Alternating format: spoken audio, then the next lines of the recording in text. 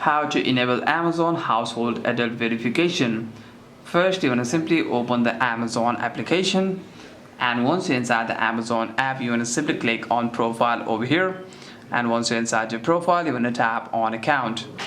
Once you're inside your account, what you basically want to do is you want to simply scroll down until you see an option called Amazon Household. Here you can simply tap on Amazon Household feature. If you see an option called Amazon Family as well, and if you see an option called Amazon Family, it will be inside here as well. By doing so, you'll be able to enter their Amazon account email. Here you want to simply tap on plus. After that, you want to simply select the adult that you want to invite, enter their Amazon account email, and send the invitation as well.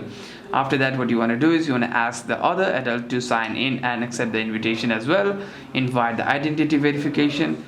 Complete the identity verification if prompted, and once verified, eligible Prime benefits can be shared through the accounts. Hope this video was helpful, and if you have any further questions, make sure to leave a comment down below, and I'll see you guys on the next one.